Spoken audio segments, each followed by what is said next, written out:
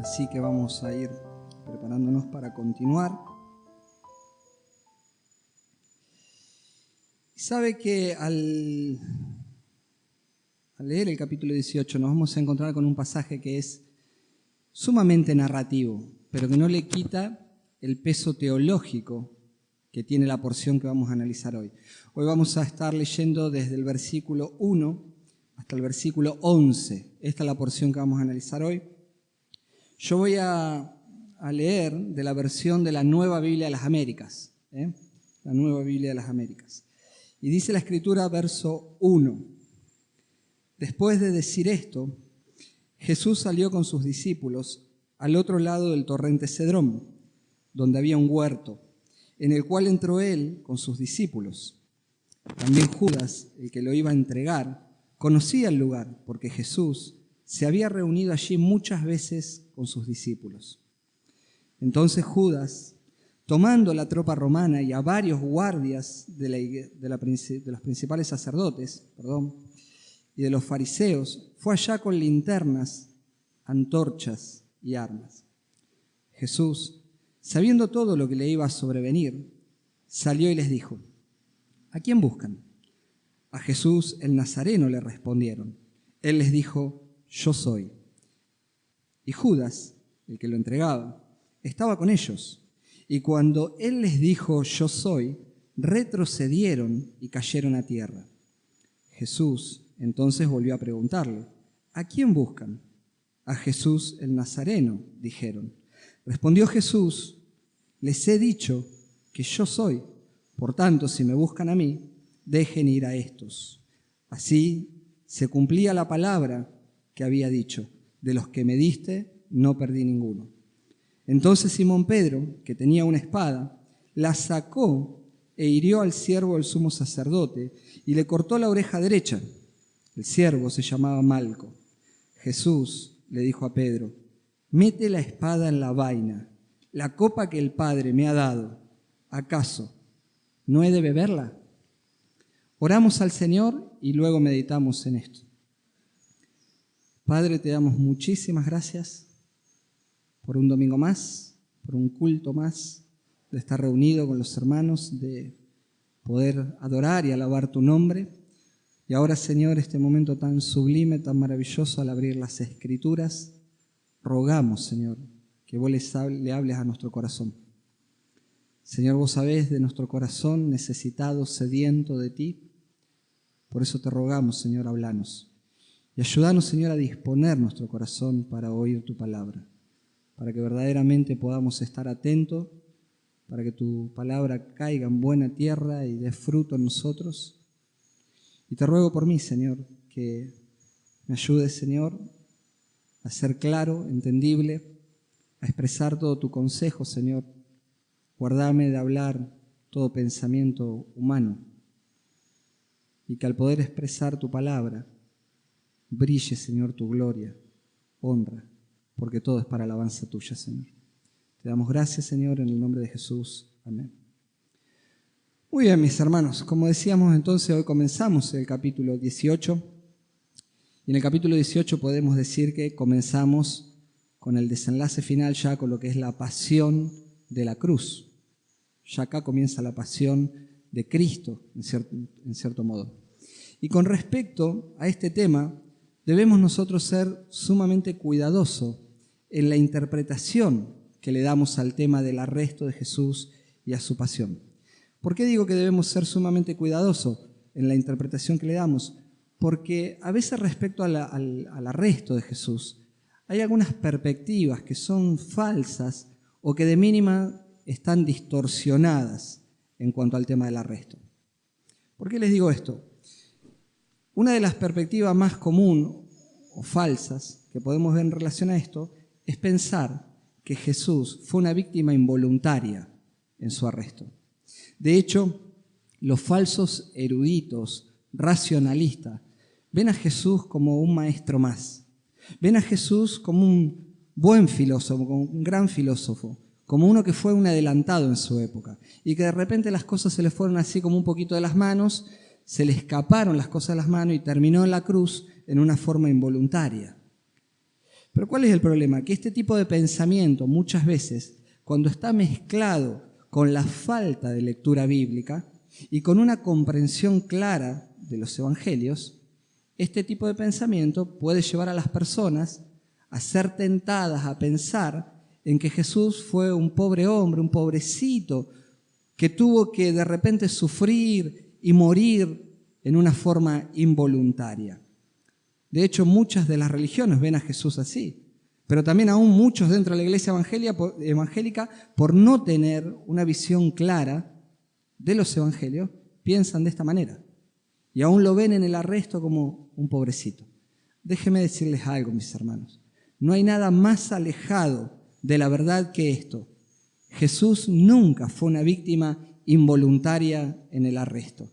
De hecho, en Juan capítulo 10, versículos 17 y 18, Jesús declaró: por eso el Padre me ama, porque yo doy mi vida para tomarla de nuevo. Versículo 18 dice: nadie me la quita, sino que yo la doy de mi propia voluntad. Tengo autoridad para darla y tengo autoridad para tomarla de nuevo. Este es el mandamiento que recibí de mi Padre. A Jesús nadie le quitó la vida. Nada de lo que va a acontecer alrededor de él fue sin su consentimiento. Y de hecho él dice: yo tengo poder para poner mi vida y para volver a tomarla. Y este es el mandamiento del Padre. Esto está profetizado incluso desde el Antiguo Testamento. Por eso nosotros vemos que dice la Escritura, hablando de la muerte de Jesús, que esta muerte fue acorde al plan y a la voluntad de un Dios soberano. En Isaías capítulo 53, versículo 6, la Escritura dice: todos nosotros nos descarriamos como ovejas, nos apartamos cada cual por su camino, pero el Señor, escuche bien, hizo que cayera sobre él la iniquidad de todos nosotros. El Señor hizo que cayera sobre él la maldad de nuestros pecados, sobre Cristo. Cuando en Hechos capítulo 2 se pone en pie Pedro y empieza a predicar, una de las cosas que dice en el capítulo 2, versículo 23, haciendo referencia a Jesús, a entregado por el plan predeterminado y previo conocimiento de Dios, clavaron en una cruz por manos de impío y mataron. Es decir, que la cruz y la muerte que le dieron fue por el plan predeterminado y el previo conocimiento de Dios. Entonces, lejos de como muchas veces lo ven a Jesús como un pobrecito que murió en una cruz en una forma involuntaria, Jesús, siendo Dios encarnado y como el Dios soberano que es, estuvo en control de todos los sucesos de su vida, y esto también incluye a su arresto, también a su crucifixión y a su resurrección. No fue una víctima involuntaria. Por eso en esta porción lo que Juan nos quiere enseñar o lo que Juan nos quiere presentar justamente es la gloria y la majestad de Jesús en medio del arresto. Eso es lo que nos está mostrando, no para que nosotros veamos a Jesús como un pobrecito. En los primeros versículos empieza la Escritura diciéndonos que después de decir esto, Jesús salió con sus discípulos al otro lado del torrente del Cedrón, donde había un huerto. Es interesante que este torrente, el torrente Cedrón, es una referencia geográfica que está cargada de historia en la Biblia. ¿Por qué les digo esto? Porque el torrente de Cedrón fue aquel que cruzó el rey David llorando cuando su hijo Absalón le usurpó el trono. El mismo torrente Cedrón es donde Asa fue y quemó los ídolos de su madre y los esparció ahí. El mismo torrente Cedrón tiene también a Josías como protagonista, cuando destruyó también y tiró todos los restos de los ídolos y sus cenizas ahí en el torrente Cedrón. Es interesante, un lugar cargado de historia. Y este torrente de Cedrón está ubicado justamente entre Jerusalén, entre la salida de Jerusalén y lo que es el Monte de los Olivos. Por eso justamente el huerto en cuestión del que vamos a hablar hoy, donde va a suceder el arresto, para ponerlo un poco en el paneo del lugar, es el huerto que está en el Monte de los Olivos. Y aunque Juan no menciona el nombre de este huerto, nosotros sabemos por Mateos y por Marcos que este huerto se llama Getsemaní. Este es el huerto de Getsemaní. En este huerto es donde los evangelios paralelos nos cuentan justamente que Jesús sufrió su agonía. Este es el lugar donde lo vemos a Jesús orando y sufriendo su agonía. Bueno, respecto a este huerto, hay muchísimas especulaciones que no vienen al caso. Algunos piensan que este huerto era de algún amigo de Jesús, que estaba cercado. Especulaciones. La Biblia no dice nada. Lo cierto es que están en este huerto. Y entendiendo ahora esto, en el lugar donde ellos se encuentran ahora, entendemos que el versículo 2 dice, también Judas, el que lo iba a entregar, conocía el lugar, porque Jesús se había reunido allí muchas veces con sus discípulos. Evidentemente, para Judas fue fácil encontrar el lugar, porque Jesús había pasado mucho tiempo ahí con sus discípulos. Era un hábito para Jesús pasar tiempo en ese huerto. Tiempo de oración, tiempo de enseñanza con ellos. Entonces fue fácil localizar el lugar donde iban a estar. Versículo 3 dice que ahora Judas, evidentemente conociendo dónde estaban, fue al lugar para capturarlo y dice que fue con una tropa romana. Creo que la versión 60 dice una compañía romana. Una compañía romana. Lo cierto es que tanto una tropa, una compañía, una corte romana estaba compuesta, para que usted tenga una idea, entre 600 y 1000 hombres de soldados romanos. De todas maneras, yo creo que es poco probable que hayan ido tantos soldados a apresar a Jesús. ¿Por qué digo esto? Porque si tenemos en cuenta que estamos en víspera de las Pascuas y en Jerusalén estaba abarrotado de la cantidad de personas que había, entonces es poco probable que manden tanta gente para apresar a una sola persona. Pero sí es cierto que cuando había misiones menores, muchas veces los romanos enviaban lo que llamaban un destacamento, que era un manípulo. Mínimamente eran 200 soldados. Entonces, para meternos en la escena, nosotros entendemos que ahora puede haber por lo menos 200 soldados buscando a Jesús, acompañado por los guardias del templo, más los religiosos y Judas, que era el que lo entregaba. Y es notable que dice que fueron a buscarlo bien iluminados, porque fueron con antorchas, fueron con linterna. Evidentemente han pensado en sus mentes que tal vez estaba la posibilidad de que Jesús se le escape en medio del huerto y lo puedan perder entre el monte de los olivos. Qué paradójico, ¿no? Porque van a buscarlo con antorchas y linterna, siendo que Jesús era la luz del mundo. Qué paradójico. Muchas veces ellos intentaron apresarlo a Jesús. Muchas veces intentaron prenderlo y matarlo, pero sin éxito. Pero lo que ellos ignoran ahora es que había llegado el tiempo, justamente, donde se tenía que cumplir el plan soberano de Dios con respecto a la redención. Entonces ahora es Jesús mismo el que sale al encuentro y toma la iniciativa para su propio arresto. Noten el versículo 4. Dice, Jesús, sabiendo todo lo que le iba a sobrevenir, salió y les dijo, ¿a quién buscan?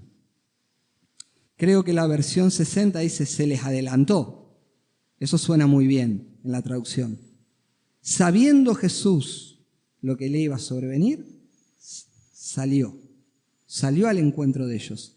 Y es notable porque esta frase nos debe mostrar a nosotros la absoluta omnisciencia que tenía el Señor con respecto a todo lo que iba a acontecer. A partir de acá nosotros, mis hermanos, empezamos a ver la gloria y la majestad de Jesús en el arresto. Porque ellos vienen para prenderlo, para capturarlo, vienen pensando tal vez que se le podía escapar, vienen con un montón de soldados, pero lo que ignoran es que Jesús sabe todas las cosas y Él sale a su encuentro para que empiece a rodar el plan que el Padre ya tenía predeterminado. Muestra a Jesús una omnisciencia absoluta con respecto a todos los eventos que venían por delante. Tanto que dice que sabía Él, sabía muy bien que su hora había llegado. Había llegado la hora del arresto.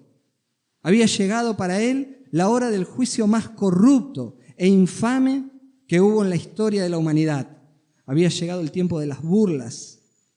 Había llegado para Él el tiempo de los escupitajos, de los azotes, de ser coronado con espinas y que lo golpeen en la cabeza con una caña, tratándolo en una forma burlona como un rey. Había llegado para Jesús la hora de los clavos y de la lanza que iba a traspasar su costado, que por ese costado le iba a dar vida a la iglesia.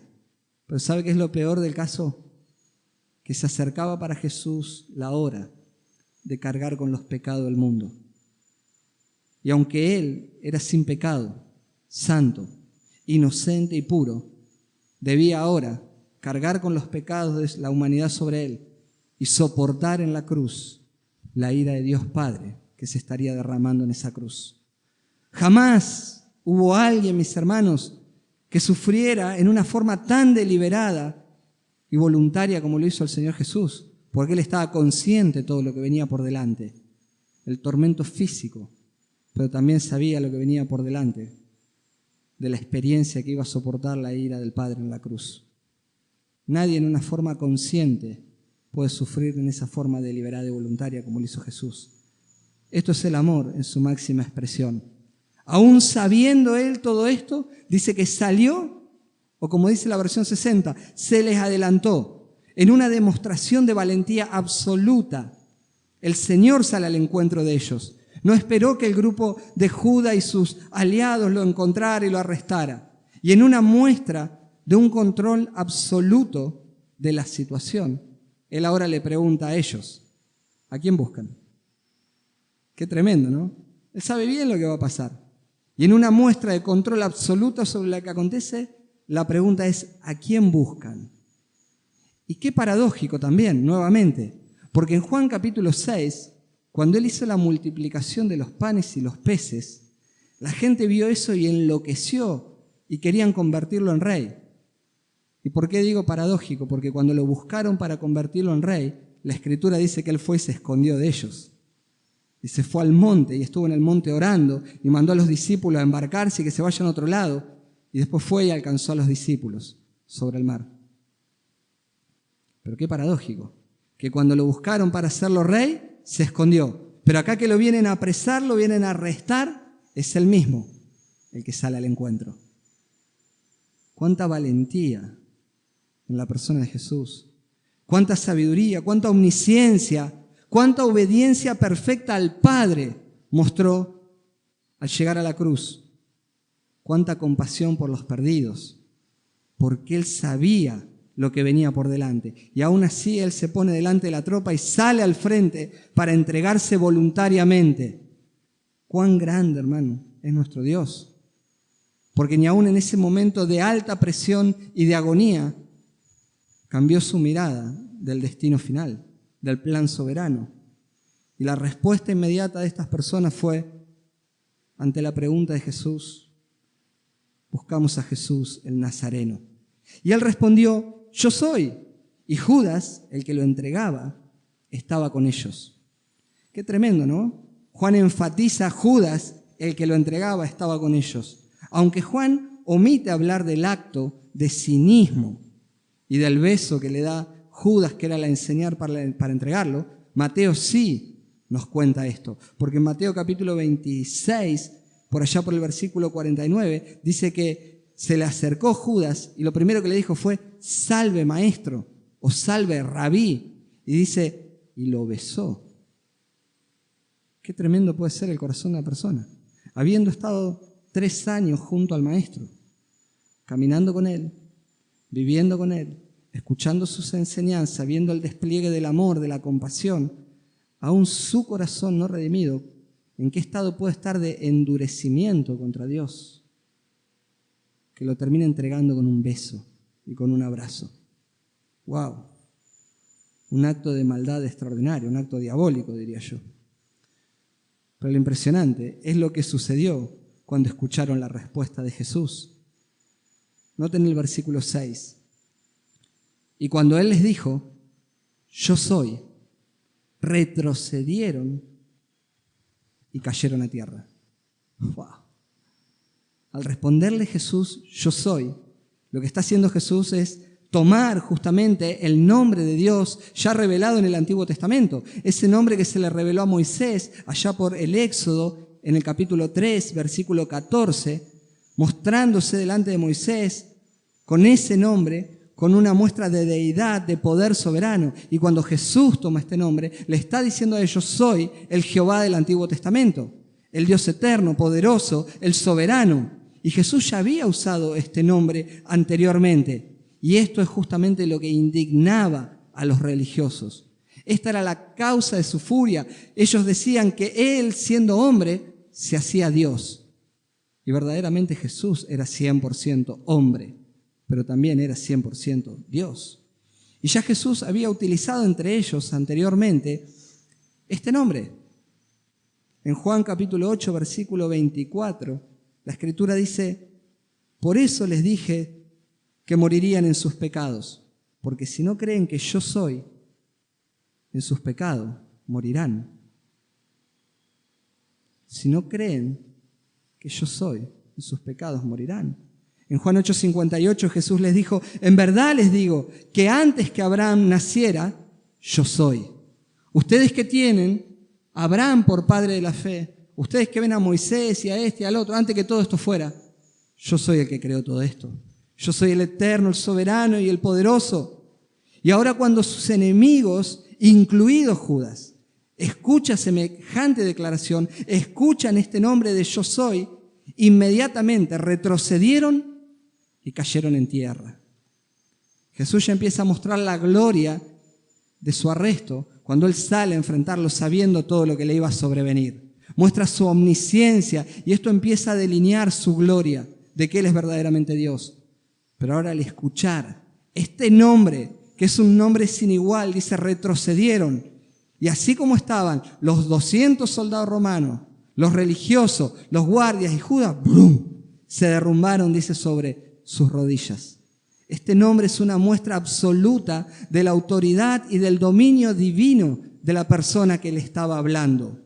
No era cualquier hombre. No era cualquier hombre que con solo 2 palabras ponía de rodillas a un ejército y a todos los que estaban en el monte. No era un hombre común. Era el hombre, Dios. Dios mismo en la persona de Jesús, ahora exhibiendo su majestad. Él les sale al encuentro y deja a todas estas personas que venían armadas, iluminadas, las deja indefensas y de rodillas delante de su presencia y de los otros 11 que están mirando lo que pasa. Así como vemos en las películas de época, las imágenes cuando un ejército está rendido y entregado y sale el rey victorioso y lo primero que hacen el ejército enemigo cuando se rinde es mostrar reverencia poniéndose de rodillas y cediendo las armas. Jesucristo en ese monte estaba mostrando con 2 palabras toda su majestad, porque estas personas no pudieron soportar ese nombre y cayeron ante su presencia, vencidos delante del Rey y el soberano de toda la tierra. Y esto, hermano, es para nosotros una clara evidencia de que si ahora a Jesús lo van a arrestar, no es por la capacidad de ellos, es porque el Señor mismo le permite que lo arresten, porque este era el plan determinado por Dios. Este era el plan. Jesús se dejó capturar en forma voluntaria para poder de esa manera ejecutar el plan de la redención, poniendo su vida en favor nuestro. Jesús no era una víctima involuntaria. Él, sabiendo todo esto, va a permitir que lo arresten. Y note qué tremendo, porque ahora estas personas, después de semejante shock, en el estado en que estas personas se encuentran, a como pudieron se habrán puesto de pie nuevamente. Y en el versículo 7, Jesús vuelve a hacerle una pregunta. Note el versículo 7. Jesús entonces volvió a preguntarle: ¿a quién buscan? Y la respuesta de ellos nuevamente: a Jesús el Nazareno. Por segunda vez, en el estado de confusión que estas personas están, en el estado de turbación que estas personas se encuentran, Jesús les vuelve a preguntar: ¿a quién buscan? Y la respuesta inmediata de ellos es extraordinaria: a Jesús el Nazareno. Hermano, mire hasta dónde llega un corazón no redimido, un corazón endurecido, que después de semejante impacto que vieron con 2 palabras cómo los puso de rodilla todo, ni siquiera así pudieron reflexionar delante de quien estaban parados. Ni aún así creyeron. Después de haber sido humillados, aflojados, hermano, piense por un minuto la experiencia interna que esas personas tuvieron para caer derrotadas de rodillas. Aún así, cuando se ponen de pie, cuando un corazón no está redimido, lo que es la dureza del corazón. Porque Jesús le vuelve a preguntar: ¿a quién buscan? Y ellos no se sacan de la mente cuál es su misión. La misión era traer a Jesús el Nazareno. Y ahora Jesús, aprovechando la segunda respuesta de ellos, porque 2 veces dijeron lo mismo, buscamos a Jesús, buscamos a Jesús. Aprovechando la segunda afirmación salida de los labios de ellos, ahora Jesús se asegura, aboga por la libertad de sus discípulos. Nota el verso 8. Respondió Jesús: les he dicho que yo soy. Por tanto, si me buscan a mí, dejen ir a estos. Si me buscan a mí, dejen ir a esto. Hermano, para mí esto es muy conmovedor, ¿no? Pensar en esto. Es maravilloso ver la compasión y el cuidado de Jesús. Habiendo leído ya que Jesús salió al encuentro de ellos, sabiendo él todo lo que le iba a sobrevenir, es precioso ver la compasión, el cuidado, la misericordia que Jesús tiene por los suyos. Sabiendo él que están a punto de entregarlo, que está a punto de venir todo el tormento que le espera, sin embargo, él sigue pensando en sus discípulos. No está preocupado por él, está preocupado por la libertad y la vida de sus discípulos. Y es notable que el versículo 9, fíjese, dice: así se cumplía la palabra que había dicho, de los que me diste, no perdí ninguno. La respuesta de Jesús: me buscan a mí, déjenlo libre a estos. Y de esa manera se cumplía lo que Jesús había dicho: de los que me diste, no perdí ninguno. Y si nosotros pensamos cuándo fue que Jesús dijo esto, lo había dicho un rato antes orando. Note capítulo 17, versículo 12. Dice el verso 12: cuando yo estaba con ellos, los guardaba en tu nombre, el nombre que me diste, y los guardé, y ninguno se perdió excepto el hijo de perdición, para que la escritura se cumpliera.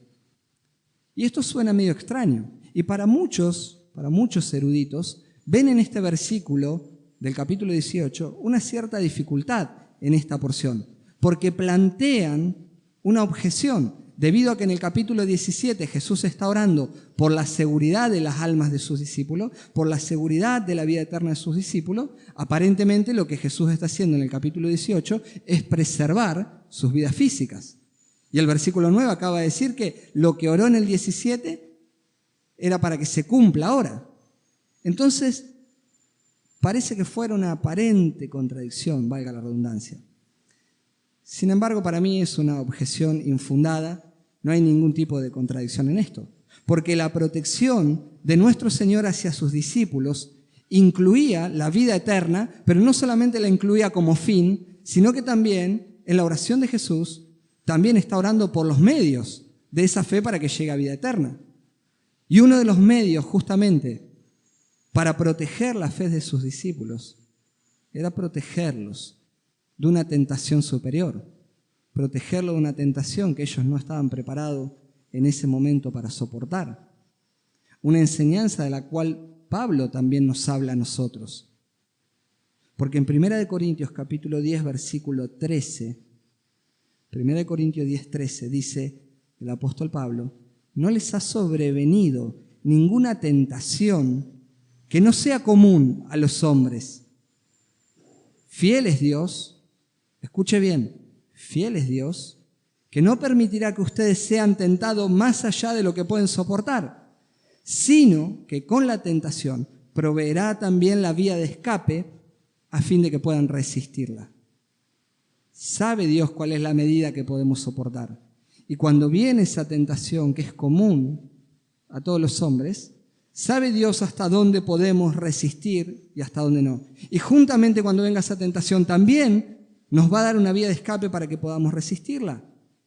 Y en esta noche, con lo que ellos están viviendo, con lo que esos discípulos están experimentando, recuerde que ellos vienen escuchando desde el Sermón del Monte, desde el Sermón del Aposento Alto, capítulo 13, 14, 15, 16. Su alma está turbada, agobiada, y el Señor es consciente de la medida de prueba que estos discípulos ahora podían soportar, hasta dónde su fe podía dar. ¿Usted se imagina si estos discípulos en esa noche caen arrestados, caen presos junto con Jesús. Estos discípulos en las manos de Caifás, en las manos de Pilato, seguramente su fe hubiese empezado a desmoronarse, porque no estaban preparados para eso. Y sabiendo Jesús la condición espiritual de cada uno de ellos, en este momento, en este contexto, en esta noche, era necesario preservar la vida física. Estas personas están con su alma abrumada. De hecho, lo demostraron en esa noche. Pedro terminó negando al Señor un rato después. Los otros discípulos escandalizados y escapando. Y Jesús sabe que su fe no estaba preparada para mucho más que eso. Y esos mismos discípulos que hoy se iban a escandalizar en esa noche, son los mismos discípulos que un tiempo después su fe iba a madurar, iba a progresar y también iban a estar dispuestos a poner la vida por causa del nombre del Señor y por causa de su obra. Y este era un momento donde Jesús todavía sabía que necesitaban ser preservados. Por eso dice, para que la Escritura se cumpla, yo no los perdí a ninguno, porque los tiene que preservar físicamente, en primer lugar para que su fe no se desmorone, y al mismo tiempo los tiene que preservar, porque ahora la misión era todavía madurar y compartir el Evangelio con los perdidos. Entonces claramente Jesús no solo oró por la vida eterna, sino oró para que también tengan los medios para que no abandonen en el camino. Versículo 10, en medio de este contexto, note lo que pasa ahora. Entonces Simón Pedro, que tenía una espada, la sacó e hirió al siervo del sumo sacerdote y le cortó la oreja derecha. Y agrega Juan, el siervo se llamaba Malco. Nos da el nombre Juan. Quiero, hermano, que usted por un minuto imagine la escena de lo que estaba pasando en ese lugar. Dijimos que posiblemente haya unos 200 soldados romanos. Tal vez había más, no lo sabemos. Pero lo menos que deben haber mandado era un manípulo, que eran 200 soldados romanos.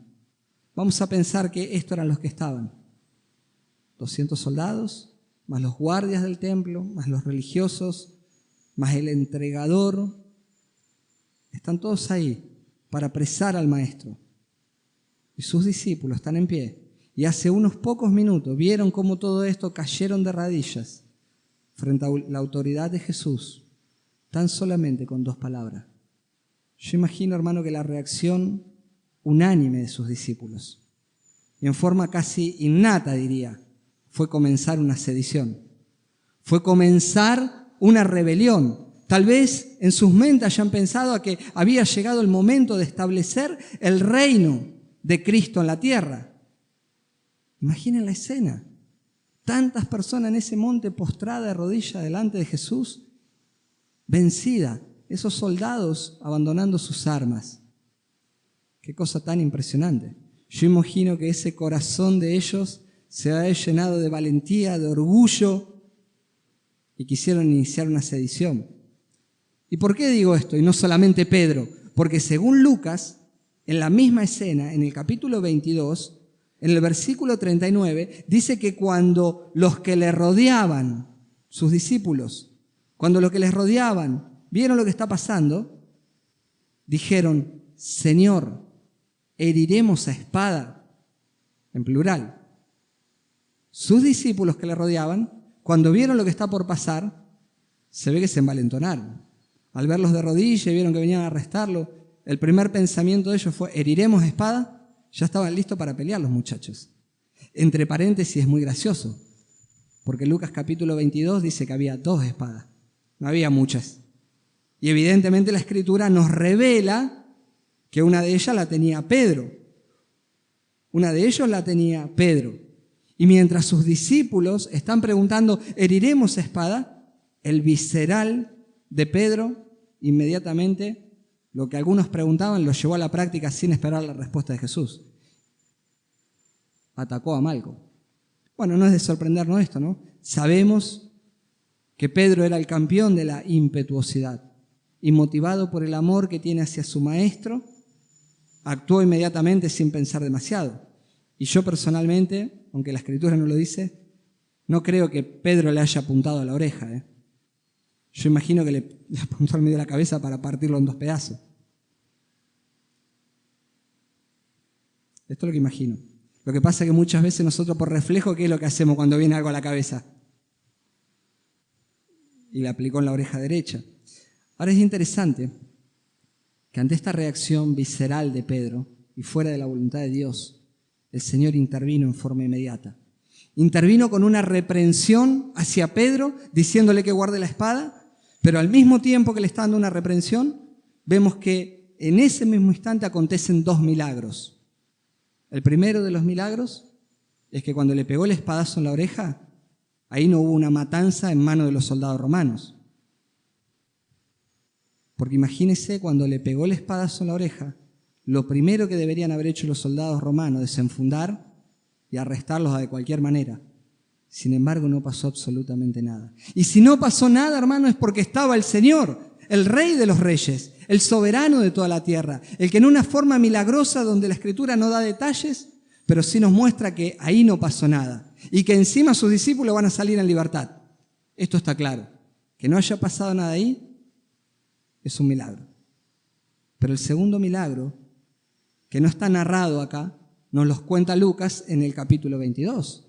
Lucas, como buen médico, pone atención a este milagro, porque dice que Jesús tomó la oreja y se la pegó. Jesús tomó la oreja, dice, y se la pegó. Aún en medio de esa escena, hermanos, sabiendo Jesús todo lo que va a sobrevenir, tuvo tiempo de detener a los soldados, autoridad para calmar a sus discípulos, para reprender a Pedro, para hacer misericordia con este hombre herido que estaría a los gritos, ensangrentado y desesperado. En medio de esto, la reprensión hacia Pedro es versículo 11. Jesús le dijo a Pedro: mete la espada en la vaina, la copa que el Padre me ha dado, ¿acaso no he de beberla? Lo que Pedro todavía no comprende en su mente humana y carnal es que en su primera venida Jesús no se encargó para establecer, para formar en su primera venida un reino terrenal, donde necesita seguidores que peleen por Él, seguidores que luchen por Él para protegerlo. De hecho, si el Señor hubiera querido defenderse, tenía otros métodos y otros medios a disposición. Porque en este suceso, en Mateo capítulo 26, en este evangelio paralelo, en esta historia en paralelo, en el versículo 53, dice que Jesús le dijo a Pedro: ¿o piensas que no puedo rogar a mi Padre y Él pondría a mi disposición más, escuche, más de 12 legiones de ángeles? Más. Una legión dentro del ejército romano, una legión son 6.000 soldados. Una legión, 6.000 soldados. Jesús dice más de 12 legiones. No sabemos cuánto es el más, pero sí sabemos que 12 legiones de ángeles son 72.000 ángeles. Hermano, medite por un momento. 2 ángeles, solo 2, convirtieron a Sodoma en polvo, en cenizas. 2 ángeles que fueron a Sodoma, para el amanecer la habían convertido en ceniza. No había más nada. Imagínense si 72.000 ángeles venían a proteger a Jesús, lo que pasaba. Era lo suficiente como para desaparecer la tierra, ¿no? Jesús no necesitaba defensores. Todo lo contrario. Jesús en su primera venida venía para la misión de la cruz. Y sin la cruz no había redención. Jesús no necesitaba gente que lo proteja o lo defienda. Jesús lo que necesitaba guardar la vida de estos 11 porque necesitaba predicadores. Y la misión en su primera venida era la cruz, porque sin la cruz no había redención. Entonces la orden que se le da a Pedro ahora es: Pedro, guarda por favor tu espada, porque si yo no voy a la cruz, si yo no enfrento el camino de la cruz, no hay redención. Y si no hay redención, acá no hay salvación para nadie.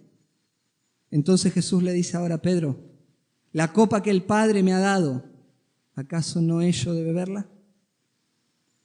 ¿Acaso no he de beberla? Hermanos, 3 veces, según Mateo, Jesús oró por esta copa. 3 veces Jesús oró por esta copa, diciendo: Padre, si es posible, pasa de mí esta copa, pero no se haga como yo quiero, que se haga tu voluntad. Y mientras él oraba en la agonía para pasar esta copa, ¿sabe qué hacían sus discípulos? Sus discípulos dormían. Y cada vez que volvía y los encontraba y le decían: estén velando conmigo, porque mi alma está angustiada hasta la muerte. Ellos: sí, sí. Y se iba Jesús y ellos se volvían a quedar dormidos.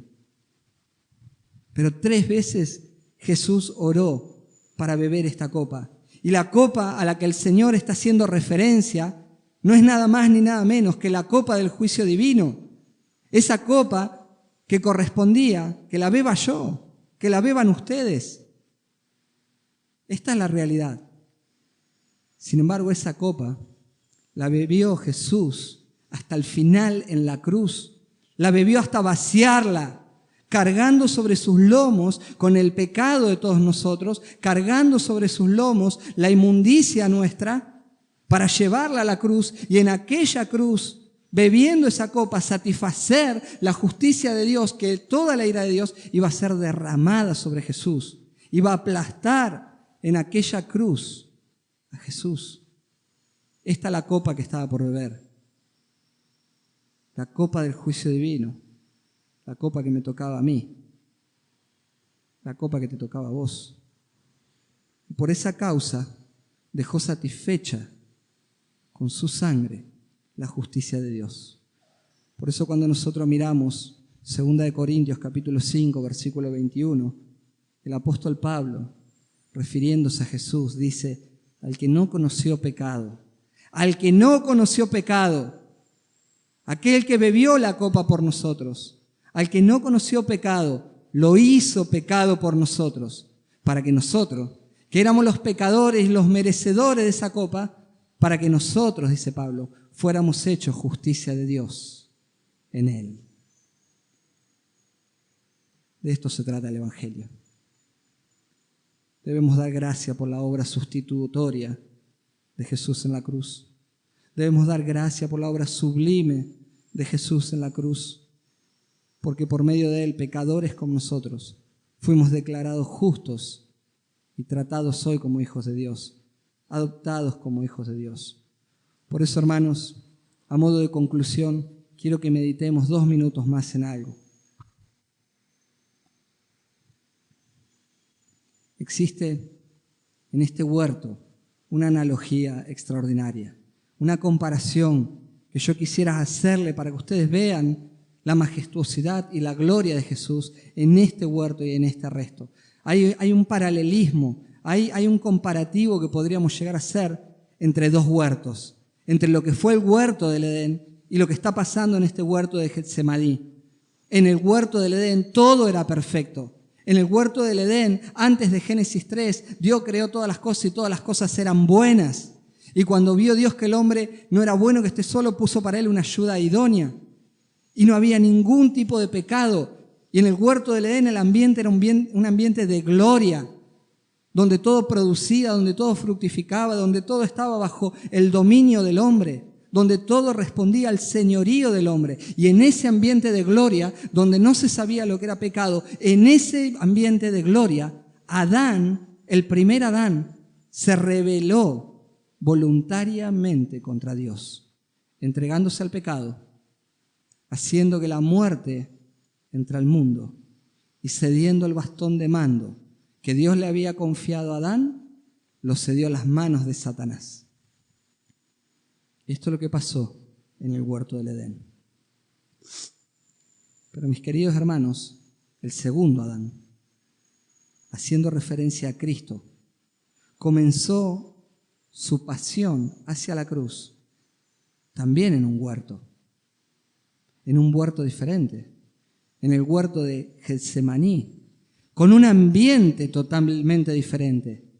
Porque mientras Adán estaba en un ambiente de gloria, el ambiente de Cristo en el huerto de Getsemaní es bajo un mundo que está abarrotado de pecado, en un mundo que está manchado por el pecado. En un ambiente está Jesús donde el mundo es totalmente hostil a Dios Padre y a su Hijo Jesucristo, donde en mayor o menor medida Todas las personas que rodeaban a Jesucristo vinieron para tentarla, empezando por Satanás en el desierto, continuando por los fariseos, por los saduceos, por los herodianos, por los epicúreos, por los estoicos, por su mamá, por sus hermanos de sangre, por los discípulos, todos tentando a Jesús. En ese huerto, y años antes, todos procurando hacerlo pecar. Y esto es lo maravilloso, que Él no cedió al pecado y que Él tuvo una meta clara, que era la cruz, y que en la obediencia suprema al Padre, tanta obediencia que lo llevó a la cruz, a la muerte de cruz. Y por esa sangre, mis hermanos, derramada en aquella cruz, fuimos nosotros redimidos y nos hizo libre del pecado, de la muerte y de Satanás. Mientras el primer Adán, estando en un ambiente de gloria, se entregó voluntariamente, el segundo Adán, teniendo todo en contra, en la cruz, ganó la victoria más grande de la historia de la humanidad para redimir a viles pecadores como nosotros. Romanos capítulo 5, en el versículo 19, dice el apóstol Pablo: porque así como por la desobediencia de un hombre los muchos fueron constituidos pecadores, así también por la obediencia de uno los muchos serán constituidos justos. Por la obediencia de uno los muchos serán constituidos justos. Por eso, mis amados, Jesús no fue arrestado por las virtudes de ellos, o porque tenían un servicio de inteligencia, tenían el Mossad, tenían un servicio de inteligencia extraordinario y por eso lo encontraron y lo apresaron. Tampoco la entrega de Jesús fue involuntaria, sino que fue una rendición planificada para consumar la mayor victoria contada en la historia de la humanidad. En aquella noche, su arresto fue absolutamente voluntario y planificado desde la eternidad por un Dios omnisciente que nos amó y que nos escogió y que preparó un plan para redimirnos. En aquella noche, una vez más, Jesús desplegó toda su gloria y su majestad en aquel huerto. En aquel huerto que estaba contaminado por el pecado, demostrando en aquella noche su omnisciencia, su control sobre toda la situación que estaba pasando alrededor, mostrando un control soberano sobre sus enemigos, poniéndolo de rodilla, desarmándolos frente a Él.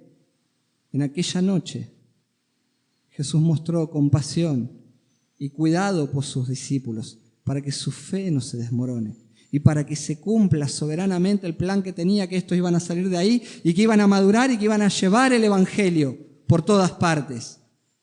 En el arresto mostró toda su gloria y su majestad. En el arresto, en aquella noche, mostró su misericordia y su compasión, aún haciendo un milagro para favorecer a uno de sus captores. Porque aún tuvo misericordia de uno de sus captores, que estaba con su oreja en la mano, sangrando y desesperado. Aún hasta el último momento estuvo haciendo bienes para que a través de las señales alguno pueda llegar a creer que Él era el Hijo de Dios. En aquella noche, en aquel arresto, Jesús exhibió su gloria, dando inicio a su pasión, consumando horas más tarde su victoria final en la cruz. Por eso, mi hermano, cuando miramos a Jesús, no lo miremos como un pobrecito, todo lo que le pasó. No, Él es el Dios eterno, el soberano, el poderoso, el glorioso, y que todo lo que aconteció, sus sucesos en la vida, los milagros, las maravillas, las enseñanzas, y aún también su arresto, su crucifixión, su sepultura y su resurrección y su vuelta al cielo en gloria, estaba todo bajo su control soberano. Por eso, hermano, cuando miramos estas cosas, Jesús no era ningún pobrecito, es nuestro gran Dios. Cuando miramos hacia Jesús podemos decir, como dijo Pablo, gloria a Dios por Jesucristo. Porque si Él hubiese escuchado a alguno de todos los que le rodeaba, hubiese desviado ese plan, hermano, piense dónde estaría usted y dónde estaría yo. Amén. Aún en su arresto mostró gloria, majestad y dominio sobre todas las cosas. Ese es nuestro Dios. Oramos al Señor. Padre, te damos muchas gracias por esta mañana. Gracias porque aún en un pasaje tan narrativo podemos ver la gloria de Jesús, la majestad, su omnisciencia, su control soberano sobre toda situación, su valentía, su compasión por los perdidos para no desviar nunca el propósito de la cruz, su misericordia aún hacia los enemigos que venían a capturarlo y aún haciendo un milagro de sanidad sobre este hombre. Y Señor, al mirar en esto y tanta grandeza y tanta gloria, nuestro corazón se inflama de la pasión por Jesús. Gracias, Señor. Gracias por mostrarnos en tu palabra de esta manera, Jesús. Gracias porque esto anima nuestro corazón. Saber que así como te ocupaste en una forma misericordiosa de tus discípulos, cada día estás involucrado en nuestras vidas para corregirnos, para animarnos, para santificarnos. Gracias, Señor, porque si a nuestra vida no vienen pruebas mayores, es porque vos sabés, Señor, que todavía no estamos preparados para soportar. Pero las tentaciones comunes que vienen a nosotros, gracias porque también has provisto salida para que podamos huir de esos lugares. Señor, inclina nuestro corazón hacia ti, llévanos hacia ti cada día.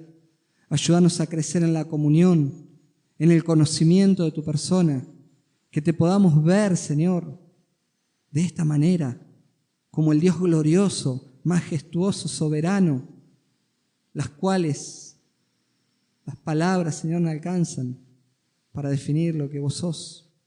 No hay palabra que defina, Señor, que podamos encontrar para definirte lo que sos. Gracias, Señor, por Jesús. Ayúdanos a conocerte cada día más. Y te pido, Señor, por mis hermanos, los que están hoy aquí presentes, los que están en sus hogares escuchando el mensaje, que tu palabra siga trabajando con cada uno de nosotros, porque necesitamos cada día crecer y santificarnos, parecernos cada día más a ti y verte mejor, para de esa manera llevar gloria y honra a tu nombre. Ayúdanos, Padre, en el nombre de Jesús. Amén.